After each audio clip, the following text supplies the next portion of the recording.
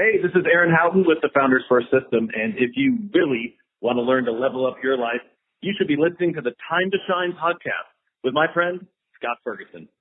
Time to Shine today, Varsity Squad. It is Scott Ferguson, and welcome to episode 122 with my good friend Aaron Houghton from the Founders First System. Very, very, very unique system where it's free, and it's where entrepreneurs can share their experiences, and other entrepreneurs within the groups will help you level up and kind of push through. Aaron's going to remind us to be vulnerable, be tough enough to be vulnerable, and also to build your resilience up. So I'm not going to share too much right now. I can't wait to get you to the interview with my really good friend, Aaron Houghton from the Founders First System.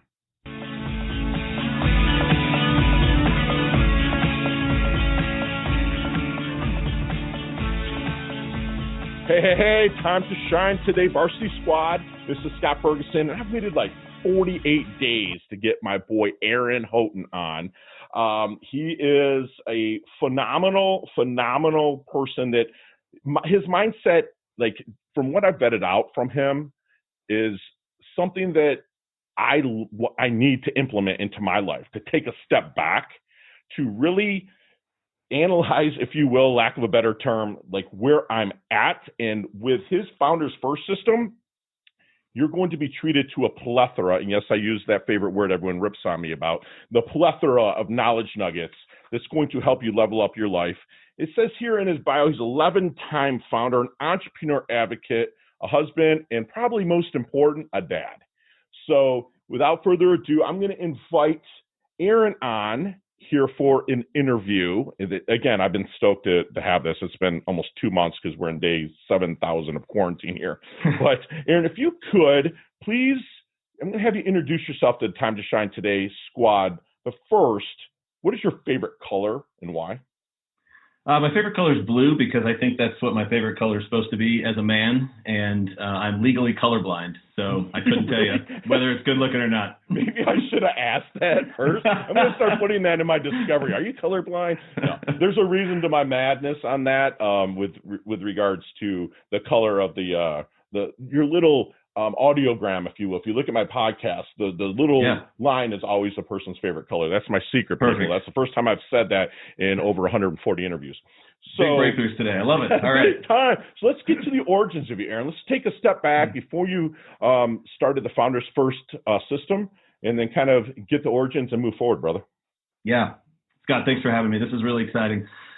My background is, I'm a small town kid. I was in middle school and high school in Western North Carolina, near Asheville, in the beautiful mountains of North Carolina, and grew up in a town there with about 2,000 people. And I think its greatest notoriety, I remember the sign when we drove in and out of town said it was a bird sanctuary, which I'm still not exactly sure what that means. There was not a cage around my hometown, but it was one of these little small towns, I think, struggling for significance in the world, and that's who I am, and that's who I was coming out as a kid from this small town. I got a great opportunity to go to UNC Chapel Hill and study computer science, and I took this hobby of being kind of a nerdy kid and trying to build things, playing around with like taking lawnmowers apart and taking physical objects apart, to then doing that with software and with computers and trying to take them apart and put them back together.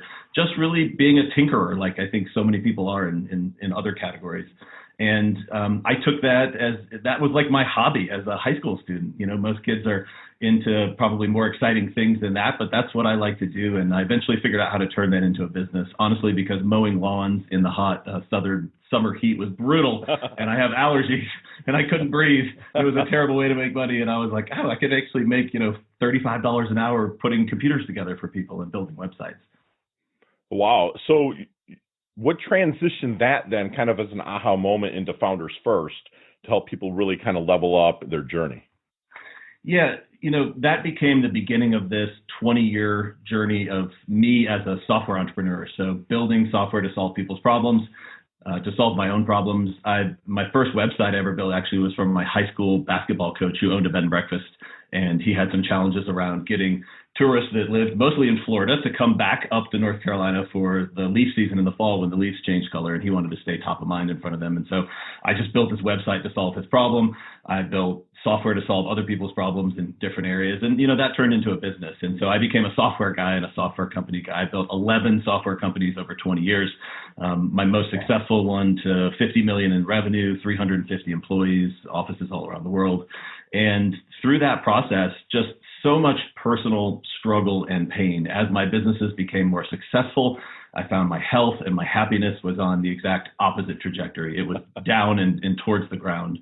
And over time, I realized that what I really needed wasn't as much the tactical skills on how to build a business and launch a business and how to run a marketing campaign. Like, I could go find those things. Those resources existed. You had to ask people questions, but to get those answers. But what I didn't have was like how to take care of myself in the midst of extreme pressure, extreme dynamism, extreme stress of running a company. And that's where I really struggled. And so I created Founders First System to help people with that problem, which I think it's hard to find the answer to. So which, by the way, UNC Chapel Hill, like my most hated rival, kind of. Oh, yeah. I'm a bad boy from Detroit, for the Pistons. State? No, yeah. I'm a Sparty fan, but the Detroit Pistons played this guy Michael Jordan, a lot. Yes. And he might have heard of him. Yeah. So when you're talking about, so you're taking kind of your personal experience and then helping people maybe level up so they're not having, or if they're going to have to clear the hurdle, that you're going to help them out with that. Is that correct then? Yeah, you got it. Okay, perfect. So when you bring somebody in through the kind of the discovery process, what is your first, if you don't mind, kind of secret sauce to helping them find their blind spot? Yeah, so Founders First System is first and foremost a community of founders helping each other. So I think the first thing is really just awareness of what it costs to try and be successful. And that's something that I share with people a lot, and I think maybe doesn't resonate always the first time. So I would ask people to think about that. For like, what does it cost to try and be successful? And there's two important parts of that. One is cost. Is people are like, oh, hang on, it costs. You have to pay money to be successful. Well, there is money. Yes, you may invest money in your business. So. But what about time? What about impact on relationships? What about impact on your health, right? There's this model that a lot of people kind of fall accidentally into in life, where you spend the first 80% of your life selling your health and your time in order to try and make money, and then you spend the last 20% of your life trying to buy back your health, which maybe doesn't work, and then you run out of time, right? We're too far along into that bad path. Too far along at the end. Yeah. And then the second part is the try and be successful, which is in the high growth startup world that I've lived in, where we're trying to build scalable products and scale them to thousands and millions of users. There's so much risk, and only about 5% of those companies actually have big exits in the end. So if it's financial outcome or influence or success or changing the world that you want, there's a 5% success rate. So you're paying the cost, definitely, for a 5% chance at winning. It's kind of like a bad day in a casino sometimes. So you'll actually kind of help them begin like Stephen Covey might say, begin with the end in mind, kind of, so they have that exit strategy. But during their journey, they're taking, I love your little sabbatical video, by the way. People, you got to go to foundersfirstsystem.com and watch this 2-minute video about, he talks about the emotion, energy, and health and physical body, and how you need to consistently recharge those so your mind is able to level up. It's an easy way for me to say kind of level up. But, with beginning with the end in mind, is that first discovery process a question that you might ask them of where do you see your company when you exit, or are you really getting started deep in the roots where they're at? Yeah, it's a little bit of both. So I want people to track both where they want to go as a business. And I think that's the discipline that's taught in most schools, most accelerators. If you just go to the internet and Google how to start a business, those are the pieces of set your goals, set your plans, break it into pieces, have good discipline, have good grit, never give up, stay persistent, all of those pieces around it. And I think all of those are still accurate. I add to that, track and quantify our own personal goals alongside that. So what are the things that I found? I'm over 1,000 days in now. I started this in 2017, tracking every single day my happiness level on a 1 to 10 scale. And then I also track other activities that I participate in, like did I get a good hour with my family uninterrupted without, a digital device bothering us? Did I, get to go out and spend time in public? Did I get to maybe have a hike or go out into nature? And so I track all of these things, and they've been incredible for me. And so that's what what Founders First System has kind of taken these discoveries I've had of track not just the business metrics, but also the personal metrics, health and happiness. and make sure that those are moving in the right direction too. We know they can ebb and flow. We have a bad day at work as an entrepreneur. Sometimes we have a great morning and a terrible afternoon and then a great evening, right? It can be really dynamic. Yet tracking if we're actually on the right path with happiness and health is incredible, because we need to know how much we're spending in those categories. I ask people in our workshops, if I promised you would make $5 million from your business, would you trade me right now 5 years off of your life? What about $10 million? What about 10 years off of the end of your life? Right. And people laugh, and it's kind of a tricky question, but I think that's the reality of it. If you trade your health, you're just not going to get as much enjoyment out of what you've created on the other side. And so that's the trade-off. No, so you're a techie guy. Is there a software you use to track this stuff for people, from their health and energy, not their emotion? Like myself, I'm a gratitude journal guy every single morning. It's the first thing I do. I do it. I read I'm a God-fearing man, but, a God-loving man. I read a book of Proverbs, because there's 31 books in Proverbs, and basically it's a chapter a day, right? So I do that. What I'm grateful for, right? Is there a software program that, Founders First uses as you bring clients aboard?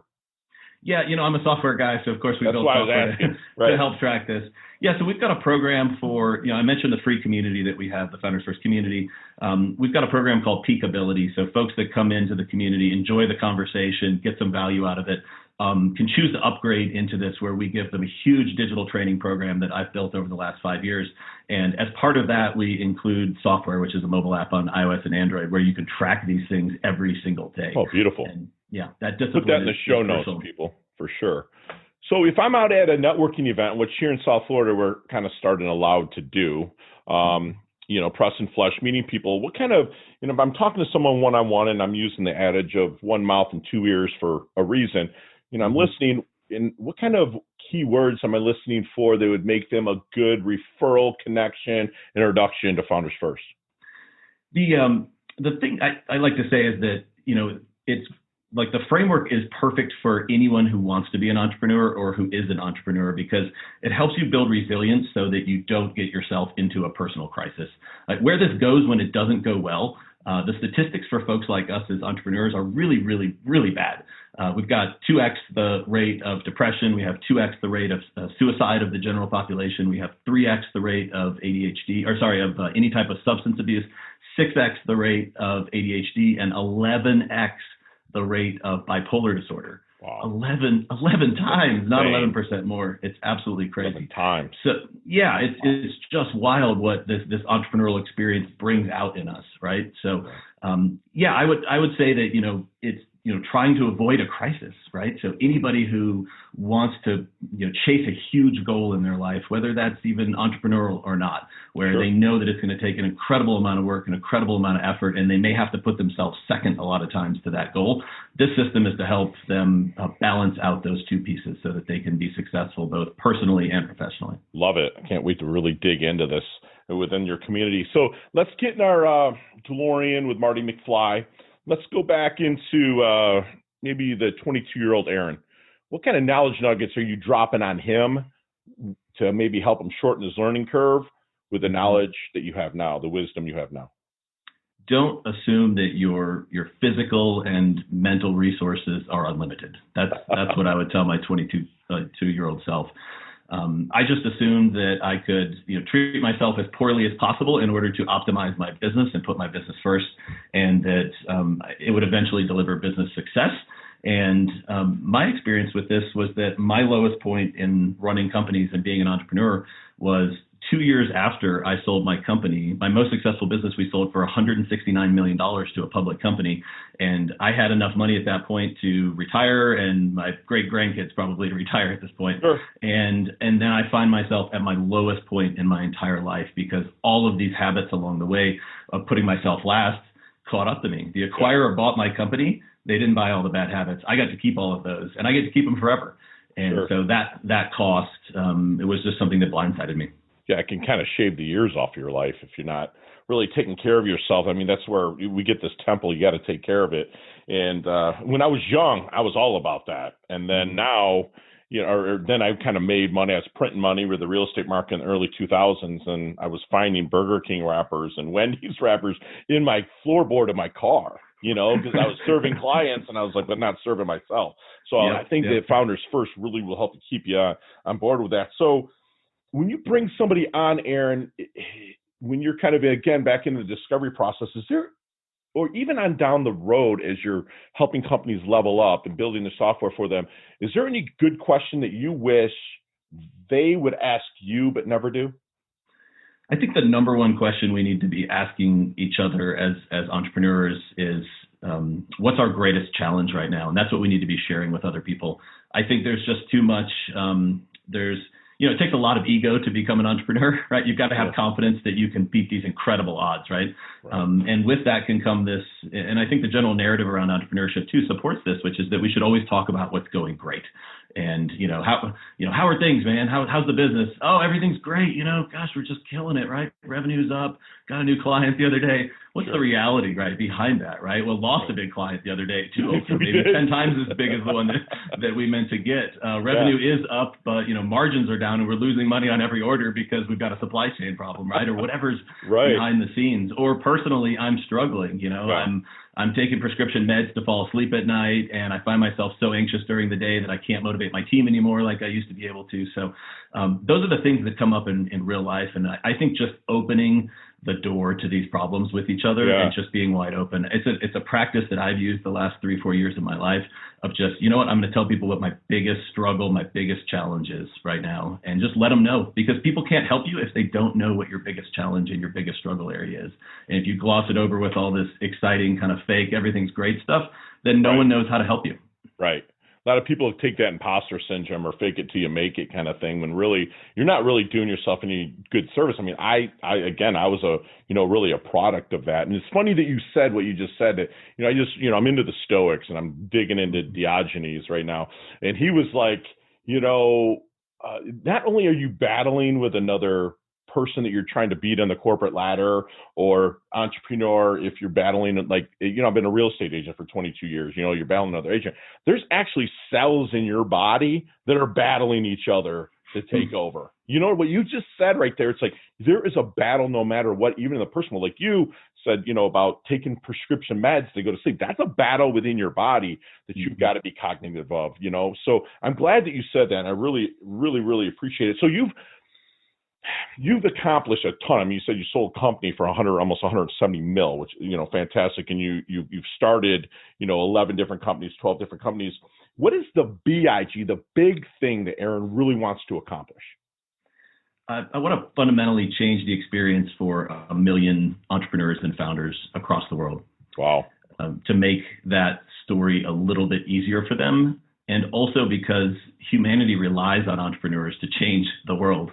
And if they burn out on their first company or their second company, or they lose their ability to be creative, or if they unfortunately lose years off their lives because of the struggle, then their journey is so much less enjoyable, and the world suffers because of that, and all of humanity. That is huge, man. You hear that, squad? He wants to help 1 million entrepreneurs level up, because he talked earlier about the burnout, like maybe 5% of businesses that really start actually see it through to the end. And if you've joined with somebody like Founders First, I'm jumping in the community today. It says it's free. That's the best price of all. So see where that'll take us, right?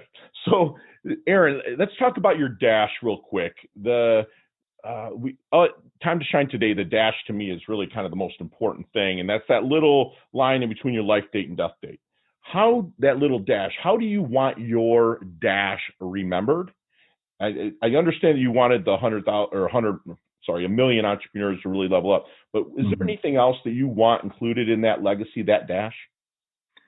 Yeah, I want to be remembered as somebody who was tough enough to be vulnerable, who had that beginner's mindset. And this is something that I constantly struggle with, so that's why I go to it, not because I'm great at it, but because it's my struggle and my journey and how I want to finish my life and leave a legacy. So I want to be remembered as a person that had a great impact on so many entrepreneurs to make their journey easier. But I really want to be remembered as somebody who was able to share where I suffer first so that others can share where they need help. I love that. It's like basically by doing that, but you said tough enough to be vulnerable, that means you're still asking for help, correct? Being vulnerable. Absolutely. So like, you know, Every day. my last chapter I just wrote in the book is called Get Your Asking Gear. And it was shared with me by Leah Woodford. You might even know her through Casey Haston, but and I kind of wrote that, like, I want to learn, you know, to be a little bit more vulnerable with myself as well, instead of thinking, because again, entrepreneurship, you mentioned it, ego's involved. So a lot of times you don't reach out for that, which thank you so much for saying that. So what do you feel then is your definition of a life well lived? Taking the best care I can of my mind and body so that I can help others. It's that analogy of, you know, when you're on an airplane and put your oxygen mask on first before helping others, right? It's always such a funny statement when you listen to it. It's like, really? That makes me a jerk, right? Like, if I don't help the person next to me first, yeah, right. But when you actually dig into the equation behind that, right, you can help 100 people put their masks on if you put your mask on first. It's so you true. can have incredible impact. It is so true, Aaron. Like you say that, a lot of people look at it as selfish, but even if you look up the utter definition of selfish, it's, you know, putting yourself kind of first to be able to service and help others. You know, that's really, it's dug in. You have to. So what good empowerment. Yeah. Right. Exactly. Empowerment. So as we wind ourselves down just a little bit here, Aaron, I got my, what's called leveling up lightning round. There's 5 or 6 questions. You and I could talk for 15, 20 minutes, but due to time constraints and my, you know, crazy producer over here, he's like, no, 5 seconds. And they're super easy. No explanation, just fire away. You ready? Mm-hmm. Awesome. Aaron, what is the best leveling up advice you've ever received? Oh, man. I got this from a mentor a couple years ago. For someone who's intense and competitive like me, he said, step away from the computer, take a deep breath, make a hot glass of chamomile tea. It works. Love it. I love it. Chamomile is my jam at night, by the way. Yeah. Share one of your personal habits that contributes to your success. Morning routine every day, 30 minutes for myself, starting it calm before I start my day. Breath work, movement, visualization, gratitude journaling, like you said, big time. Love it. Start it calm before you start your day. Wow. So other than, now let's go to not what you're reading now, not what the flavor of the month is to read. What is that go-to book? Like mine's 2 of them. I like Andy Andrews' The Traveler's Gift or Bob Burg's The Go-Giver. I love them because they're kind of both parable-like. I love that. Those are my 2 that if you came to me and said, Fergie, man, you know, I'm kind of crazy, I'm lost, I'm out there, I hand those 2 to you and say, listen, these will help you out. What is your book? Yeah, it's no one's ever heard of it. It's called The Nature Fix by Florence Williams, and it's the physical, proven science and research behind why time in nature reduces our stress level, reduces our cortisol levels, reduces our blood pressure, reduces pulse rate. It's actually been proven by scientists, and it's the science behind why nature fixes our minds and our bodies for us. It's truly incredible. Beautiful. Awesome. What is your most commonly used emoji when you're texting? You know, although at 39 years old, I am technically a millennial, I'm not an emoji guy. All right, fair enough. I maybe throw that double high five, but that's about it, brother. Yeah, it's probably the thumbs up. Yeah. Okay. Yeah. So if you could be one age for the rest of your life, and you can't say the age you are now, there's got to be another age. Like mine's 28 to 30. Mm-hmm. What would it be? Yeah, my 20s were brutal because, again, I was trading my health for success. So I was making a lot of money and I was miserable in a lot of ways. So probably 33. 33 is my lucky number. It's on my basketball jersey when I play hoops. And I felt great. Yep. I was finally starting to turn that corner on good habits in life. Beautiful. What's your favorite charity and or organization you like to give your time and or money to? So I've been on the board the last year of a nonprofit called Entrepreneurs Organization. It's global. It has 16,000 entrepreneur founders in it. And it's a nonprofit. It's based out of Washington, D.C. in the U.S. And it's absolutely incredible, changing the lives for entrepreneurs. Last question. It's kind of a toughie there. What's the best decade of music, 60s, 70s, 80s, or 90s? Oh, man, 90s. 90s? Yeah. All right. Seattle grunge. I was just going to say, you kind of rolled out of the big hair, don't care. Nirvana, Pearl Jam, Soundgarden. Yeah, 90s is a good time. I'm a product, I'm a product of the 80s, so it's kind of the 80s. But I'll tell you what, I put on the iHeartRadio 70s station, you know, in the background, like when I'm jamming. It kind of brings back memories of my late mom, so it's good stuff. Hey, absolutely. How can we find you, brother?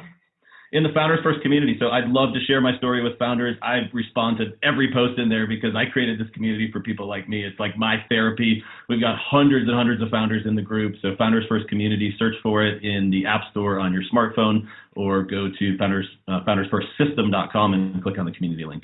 Beautiful. And I'm going to put all of that in the show notes. So Aaron, last thing, leave one last knowledge nugget you want to leave the Time to Shine Today squad that they can use, internalize, and take action on. Entrepreneurs, take care of each other so that we can create the incredible future that we know we all deserve. Wow. You guys, we just got basically a free masterclass by my friend Aaron today. He really emphasizes, don't assume your physical and mental resources are unlimited. Take care every step of the way. You know, ask yourself, what's your greatest challenge? Don't just talk to people and tell them what's going great, especially other fellow entrepreneurs, because people have an innate ability to want to help. You know, join the Founders First system. There's entrepreneurs in there that will help. Aaron just said, and I'm holding him to it, he responds to people's, posts that he has. You know, he builds teams to help others level up, help solve their problems. He's built 12 companies.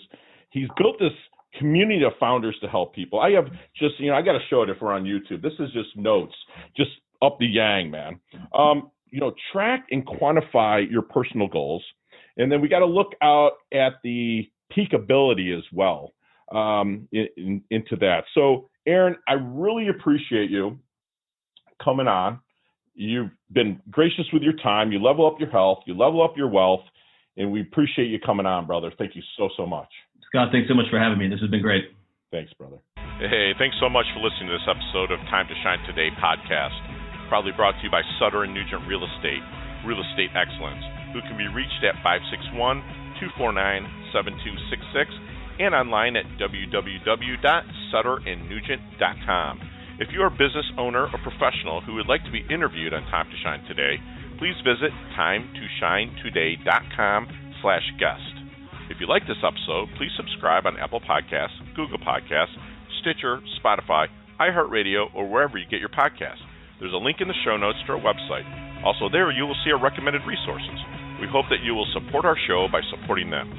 If you like what you've been listening to, it'd be great if you could just give us a 5-star rating and tell your friends how to subscribe while you're at it.